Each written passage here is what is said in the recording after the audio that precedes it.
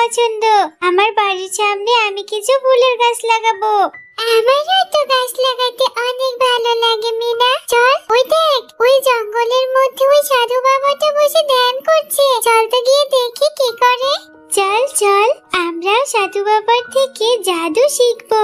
ওই দেখ মিনা, সাধু বাবা কিভাবে জাদু করে উপর থেকে চারা গাছ আনলো। চল, আমরাও যদি জাদু শিখতে পারি, আমরাও ইচ্ছা মতো চারা গাছ আনতে পারবো। চল টুম্পা, আমরা সাধু বাবাকে গিয়ে বলি, যদি সাধু বাবা আমাদেরকে জাদু শেখায় তাহলে আমরাও এভাবে চারা গাছ গহীন জঙ্গল থেকে তুলে আনতে পারবো। সাধু বাবা, আপনি কি আমাদেরকে জাদু শেখাবেন? আমরা যে জঙ্গলের মধ্যে যেতে পারি না, ভয় লাগে।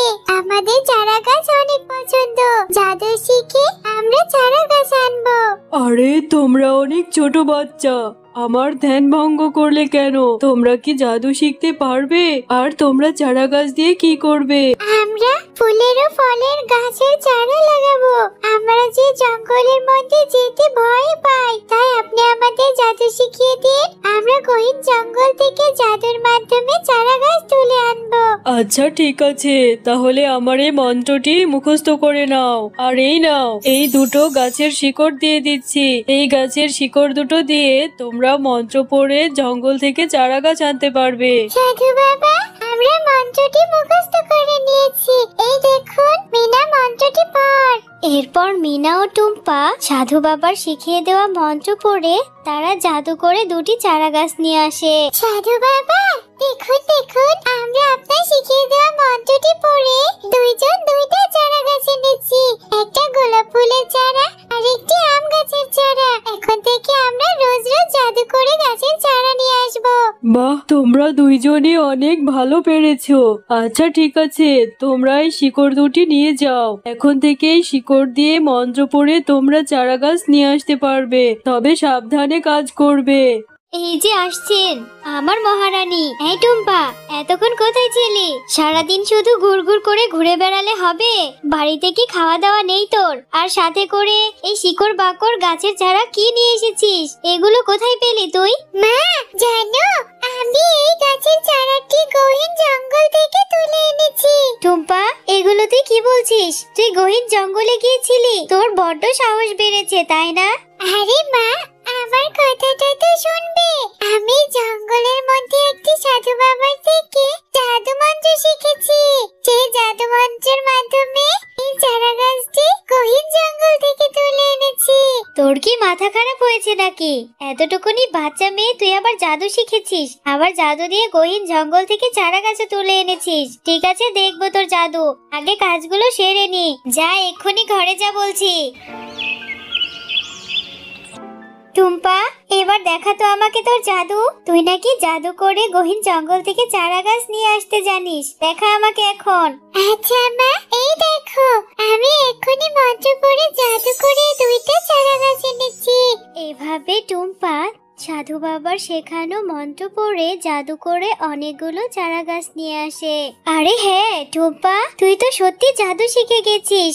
এই চারা গাছগুলো আমাদের বাড়ির পেছনের বাগানটাতে রোপণ করি, অনেক ফল ধরবে। হ্যাঁ মা, অনেক আম ধরবে, আর আমি অনেক অনেক আম খেতে পারবো। মা, আমাদের রোপণ করা সেই চারা গাছ থেকে কত আম হয়েছে। এখন থেকে রোজ রোজ আমরা অনেক আম খেতে পারবো, তাই না? হ্যাঁ রে টুম্পা, আর এই গাছের আমগুলো আমরা আমাদের প্রতিবেশীদেরও দিতে পারবো। এখন চল, অনেক তো হলো, এবার কিছু খেয়ে নে। সেই সকাল থেকে তো কিচ্ছুটি খাসনি। দেখ টুম্পা, আমি তোর পছন্দের খিচুড়ি রান্না করেছি। আয়, তুই এখানে বস, আমি তোকে মজা করে খিচুড়ি খাইয়ে দেবো। মা, তুমি কি শুধু খিচুড়ি রান্না করেছো? আমাকে একটা ডিম ভেজে দাও না মা। ডিম ভাজা ছাড়া খিচুড়ি তো মজা লাগবে না। না রে মা, আমি তো ডিম ভাজিনি। ডিম যে ঘরে নেই, কি করে ভাজবো বল? না মা, তাহলে তুমি খিচুড়ি খাও। আমি খাবো না, আমি ডিম ভাজা দিয়ে খিচুড়ি খাবো। জিদ করিস না টুম্পা, এদিকে আয়, আমি খাইয়ে দিলে দেখবি খুব মজা লাগবে। আচ্ছা মা, তুমি এখানে বসো, আমি বাইরে গিয়ে সাধু বাবার শেখানো মন্ত্র পড়ে জাদু দিয়ে একটা ডিমের গাছ নিয়ে আসি। ডিমের গাছ থেকে ডিম হলে তারপর ভেজে খাবো। আরে টুম্পা, কোথায় যাচ্ছিস মা? দাঁড়া দাঁড়া, তোর মাথাটা একদম খারাপ হয়ে গেছে। এরপর টুম্পা সাধু বাবার শেখানো মন্ত্র পড়তে থাকে আর জাদু করে সে একটা ডিমের বাড়িওয়ালা গাছ তুলে নিয়ে আসে। মা দেখেছো, এই গাছটাতে কতগুলো ডিম, ডিমের একটা বাড়িও রয়েছে। আরে টুম্পা, তুই হাসছিস? তুই দেখছিস না এই গাছটাতে কত বড় একটা ডিমের বাড়ি? তুই এটা কি করলি টুম্পা? এটা তুই কার ঘর তুলে নিয়ে এলি? এখন যে কি হবে? কিন্তু মা, আমি তো ইচ্ছে করে আনিনি। আমি তো নিজেও বুঝতে পারছি না কিভাবে এই ডিমের বাড়িটি চলে এলো। আমি তো মন্ত্র করেছিলাম ডিমের গাছ আনার জন্য। আমি অত কিছু বুঝতে চাই না। এই বাড়িটা দেখতে কেমন অদ্ভুত আর কত সুন্দর, না জানি কার বাড়ি। তুই এক্ষুনি এই বাড়িটি মন্ত্র পড়ে ফিরিয়ে দে বলছি। কিন্তু মা, সাধু বাবা তো আমাকে মন্ত্র করে গাছ আনার মন্ত্র শিখিয়েছে। এই গাছ ফিরিয়ে দেওয়ার মতো কোনো মন্ত্র তো আমি জানি না। তুই এক্ষুনি সাধু বাবার কাছে যা। সাধু বাবার কাছে গিয়ে এই গাছ ফিরিয়ে দেওয়ার ব্যবস্থা কর। এরপর টুম্পা তার মায়ের কথা মতো সাধু বাবার কাছে চলে যায়। আরে, এইখানেই তো আমার ডিমের বাড়ি ছিল। কে আমার ডিমের বাড়ি নিয়েছে? জাদুর আয়নাতে দেখি তো। এ কি? এ তো দেখছি একটা শিয়ালিনী। এক্ষুনি আমি শিয়ালিনীর থেকে আমার গাছটা নিয়ে আসবো। এই শিয়ালিনী, তোর তো সাহস কম না? তুই আমার ডিমের বাড়ি কেন তুলে নিয়ে এসেছিস? এর জন্য তোকে শাস্তি পেতে হবে। হে বাবা, এ তো দেখছি শাকচুন্নি। শাকচুন্নি, এই ডিমের বাড়িটি আমার মেয়ে ভুল করে নিয়ে এসেছে। তুমি তোমার বাড়িটি ফিরিয়ে নিয়ে যাও। নিশ্চয় এখন তুই মিথ্যে কথা বলছিস। আমি তোদের মা মেয়েকে ছাড়বো না। আমি এক্ষুনি এই ডিমের বাড়ি সহ তোকে তুলে নিয়ে যাচ্ছি আমি জঙ্গলে। চল আমার সাথে। এখন এই জঙ্গলের মধ্যে সারা জীবন পচে মরবি, আমার দাসত্ব করবি। সাধু বাবা, আমাকে সাহায্য করুন।